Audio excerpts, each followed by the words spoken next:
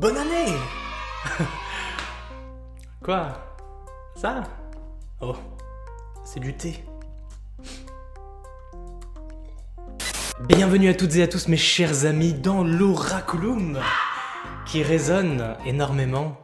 Bref, je profite de cette vidéo, ou devrais-je dire de ces 12 premières vidéos de l'année, afin de vous souhaiter tout un tas de bonnes choses. Bonheur, amour, réussite, succès, prospérité, fortune, l'argent, c'est important. Et tu sais quoi? Je pense que c'est un truc qu'on fait pas assez souvent. Je vais porter un toast pour moi-même. Longue vie, succès et prospérité à l'Oraculum.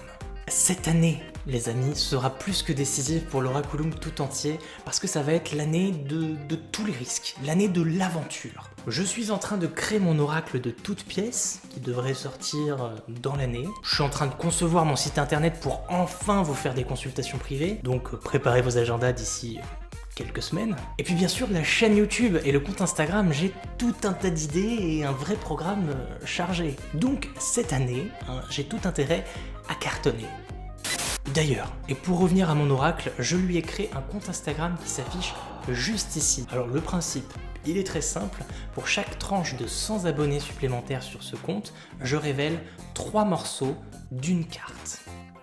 Donc si c'est pas déjà fait, je t'invite à aller t'abonner tout de suite. Et en parlant d'abonnement, abonne-toi à la chaîne. Ici. Tant qu'à faire. Voilà. En tout cas, encore une fois, tous mes vœux de bonheur, je vous embrasse extrêmement fort, je vous fais des câlins virtuels parce que je vous aime et il faut le dire quand c'est comme ça. Bonne guidance à tous. Mes amis les poissons, salut à vous et bienvenue dans votre première guidance de l'année. Ça y est, on est en janvier, on vient de quitter 2020 et son lot de problèmes, même s'il faut savoir relativiser, il n'y a pas eu que du négatif.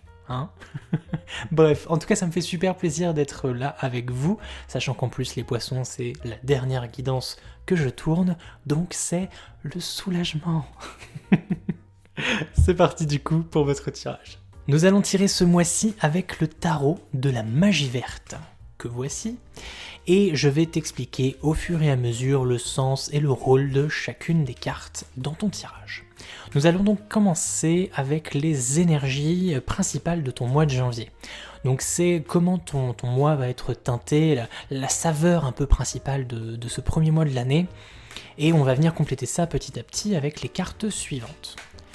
Très bien, donc l'énergie principale pour vous les poissons en janvier n'est autre que un arcane majeur, l'impératrice, qui est ici appelée la terre-mère. L'impératrice, en plus, c'est une carte très poisson qui va nous parler de créativité, d'une créativité juste débordante. Elle est très souvent représentée enceinte, parfois même avec plein d'enfants dans les bras, parce que elle est constamment en fait en train de mettre au monde de nouveaux projets, de nouvelles choses.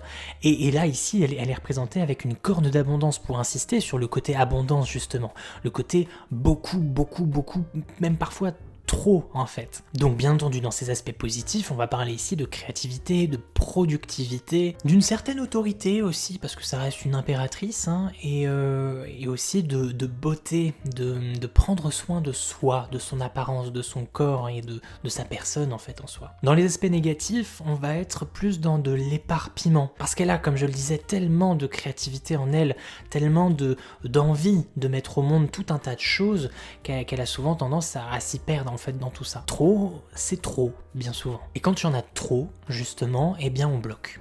On n'arrive plus. C'est-à-dire qu'on va commencer un peu un truc à droite, à gauche, et puis au final, on va pas aboutir ces projets-là. Bien, je pense que tu as compris les énergies principales pour l'instant. On va voir comment ça se développe petit à petit avec les cartes qu'on va tirer par la suite. La deuxième carte de notre tirage va concerner les aspects positifs de ce mois de janvier.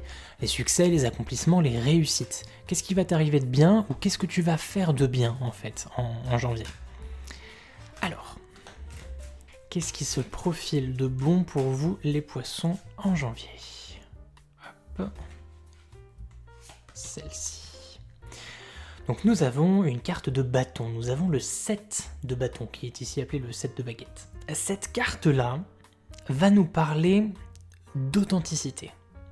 Elle va nous parler du fait d'être fier de qui l'on est, d'être fier de soi.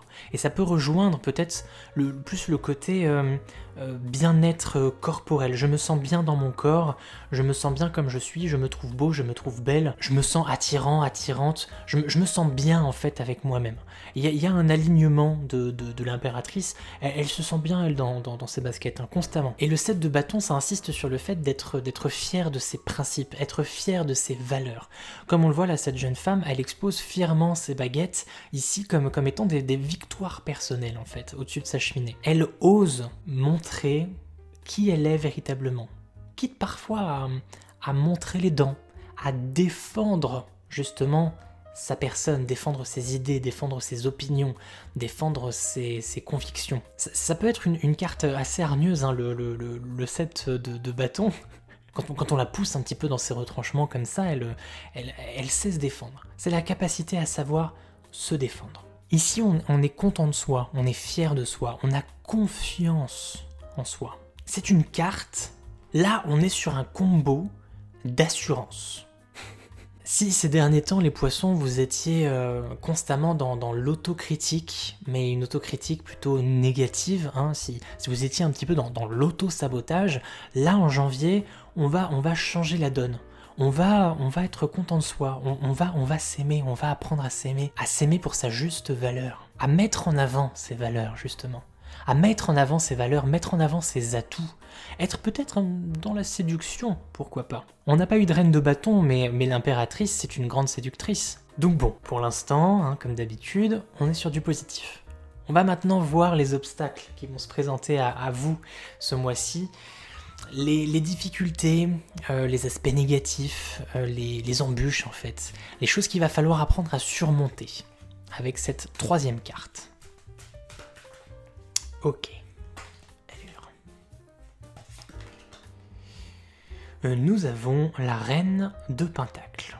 Donc je parlais de la reine de bâton tout à l'heure, on tombe sur une reine de Pentacle maintenant. Il me semble que j'ai d'ores et déjà tiré cette carte au même endroit pour les Verseaux, si je vous dis pas de bêtises, donc pour le signe juste avant vous. Et je vais vous dire justement la même chose. En tout cas, c'est comme ça que je le ressens aussi ici. Avoir une reine de Pentacle en aspect négatif, c'est peut-être avoir du mal à quitter sa zone de confort. Comme l'arbre qui se trouve juste derrière cette femme qui semble bien là justement assise là. Cet arbre représente les racines qui vous empêchent de bouger. On est dans l'enracinement, on est dans la routine en fait avec cette carte. La reine de Pentacle, c'est une femme extrêmement bien préparée. Elle a toujours réponse à tout. Elle a toujours, un peu comme Mary Poppins, un sac dans lequel se trouve absolument tout ce dont on aurait besoin. Elle est là pour protéger et subvenir à n'importe quel besoin des personnes qu'elle aime, en fait, de ses proches, de sa famille, etc. Donc on est ici sur une carte de confort, une carte de sécurité, une carte d'habitude. Et ça va être clairement votre difficulté du mois, c'est-à-dire sortir justement de cette zone de confort, faire des choses que vous n'avez pas l'habitude de faire. Peut-être est-ce en lien avec les premières cartes, c'est-à-dire être fier de soi, savoir s'assumer comme on est réellement, s'aimer, apprendre à aimer son corps, à aimer son physique, à aimer l'image que l'on dégage. Peut-être que c'est quelque chose qui ne vous est absolument pas familier et qui va être particulièrement difficile à faire. Ça va être une épreuve, mais une épreuve qui est loin d'être insurmontable. On est ici sur la carte des difficultés, certes, mais des difficultés à surmonter. Et je rappelle que la confiance en soi, la fierté de qui on est, le fait de défendre ses convictions, on l'a dans les aspects positifs, dans les réussites, dans les accomplissements du mois. C'est quelque chose qui va être fait, mais ça doit être débloqué avant tout. Donc le conseil de cette reine de Pentacle en aspect négatif, c'est n'aie pas peur de t'essayer à de nouvelles choses. Tu risques de te sentir vulnérable, de te sentir en pleine insécurité. Elle te dit ceci: je sais que tu as peur, mais peut-être que tu n'arriveras pas à débloquer certaines choses si tu ne passes pas par cette étape-là. Et pour finir comme moi, c'est-à-dire une femme qui se sent bien, qui a absolument tout ce dont elle a besoin pour vivre, qui se sent tout simplement heureuse, hein, la reine de Pentacle est une femme heureuse, il faut passer par la case acceptation de soi. Voilà, bon, j'ai un petit peu de mal à mettre des mots assez clairs sur la situation, j'espère que tu m'auras compris jusqu'ici, mais on est sur un truc. On va continuer avec le plan social cette fois-ci, et on va parler de la famille, des amours, des amis, des relations, de ton rapport aux autres en fait. Donc qu'est-ce que nous avons les poissons pour ce début d'année? Tac, ce sera celle-là. Alors, là nous avons le 5 de Pentacle. Le mot principal qui définit cette carte, c'est le manque. C'est traduit ici donc par un paysage enneigé, probablement de nuit, donc souvent le froid, l'hiver, la nuit, ça rappelle une période un peu dure, c'est un peu la traversée du désert, c'est une période de difficulté, quelque chose de pas super fun en fait. Ici on a une jeune femme qui est très certainement sans le sou parce qu'elle a une petite bourse vide justement entre les mains. Elle a l'air un peu triste, hein, elle a pas de très bonne mine, et pourtant, cette carte nous montre d'autres choses, parce qu'on a des disques d'or qui sont attachés ici dans l'arbre, et aussi et surtout, et là c'est ce qui va concerner notre emplacement, l'aspect social, nous avons un groupe de personnes au fond qui visiblement sont autour d'un feu de camp. Ça a l'air quand même beaucoup plus chaleureux et beaucoup plus convivial là-bas. Et cette jeune femme, elle a les yeux rivés sur sa bourse vide, donc deux choses, elle se rend pas compte de la richesse qu'il y a juste au-dessus de sa tête, et du réconfort et de la chaleur qui se trouve juste derrière elle. Donc c'est ça, quelque part, la moralité du 5 de Pentacle, c'est le fait peut-être d'être un peu dans la dramatisation, de ne pas forcément se rendre compte qu'il y a des personnes qui sont là pour vous en fait. Elles sont vraiment à portée de main, il suffit juste de poser son regard au bon endroit. Donc, clairement, en janvier, on perçoit un sentiment de solitude. Vous allez très certainement ressentir un sentiment de pauvreté relationnelle. Peut-être que vous allez penser à tort que personne n'est là pour vous, que personne ne pense à vous, que vous êtes seul au monde, et pourtant non.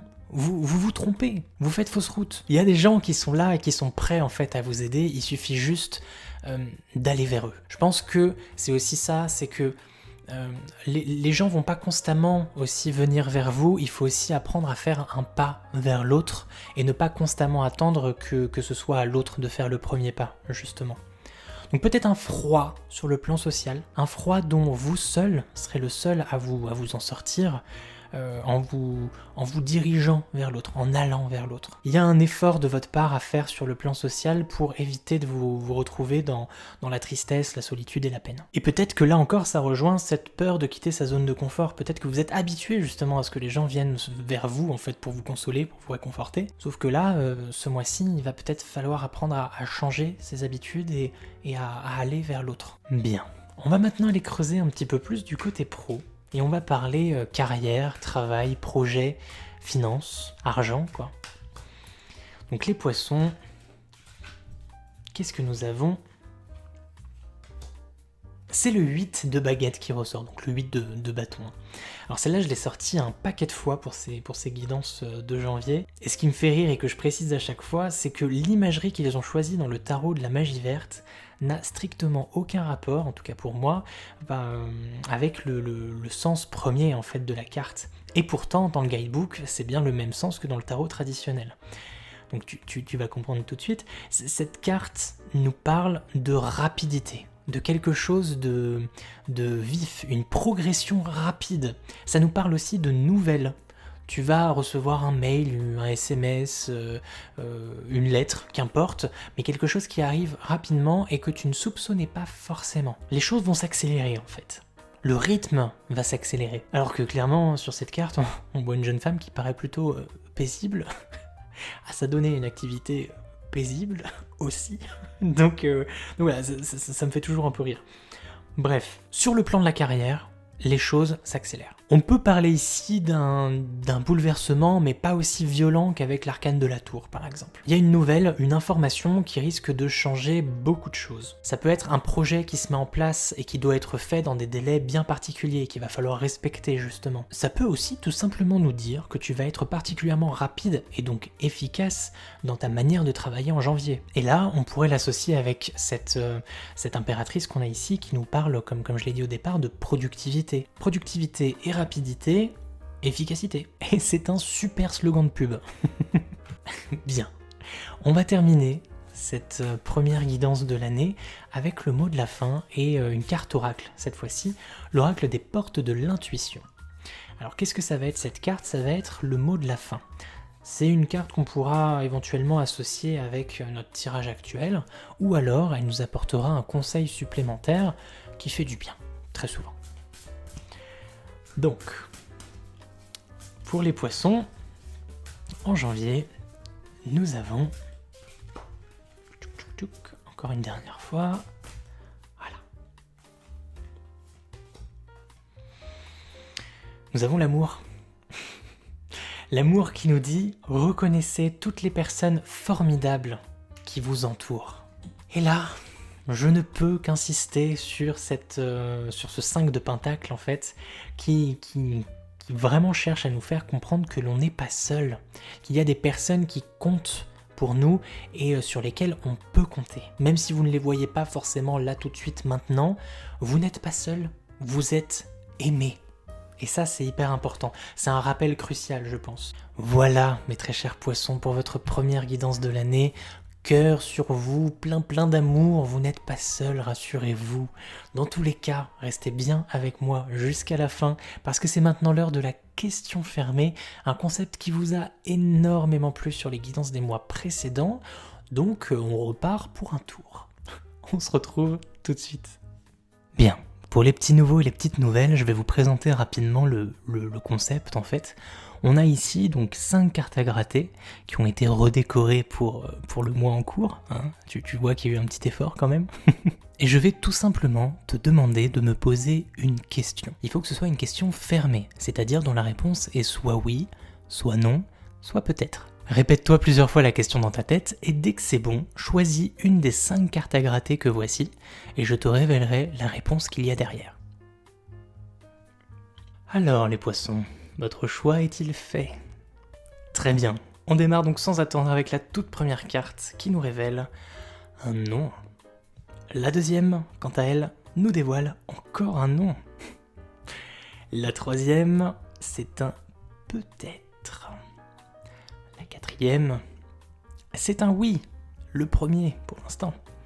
Et la dernière, c'est encore un oui. Et voilà mes amis les poissons, c'est ainsi que s'achève votre toute première guidance de l'année. J'espère que ça vous aura plu. D'ailleurs n'hésitez surtout pas à me le dire dans les commentaires. Moi sur ce je vous fais d'énormes bisous. On se dit à très vite sur la chaîne et je vous souhaite encore une très belle année. Psst, c'est encore moi. Ouais, je sais. Mais je tenais juste à te dire que si t'as besoin d'un peu plus de précision sur ton mois, tu peux aller voir la guidance de ton signe lunaire et de ton ascendant. Tout est là, hein, je vais pas te faire un dessin, t'as qu'à cliquer sur ce qui vient d'apparaître à l'écran. Et si t'as envie de discuter, comme ça, je t'invite à venir me suivre sur Instagram, mon pseudo s'affiche juste en bas. Et voilà, hein, sur ce, porte-toi bien, et on se dit à plus.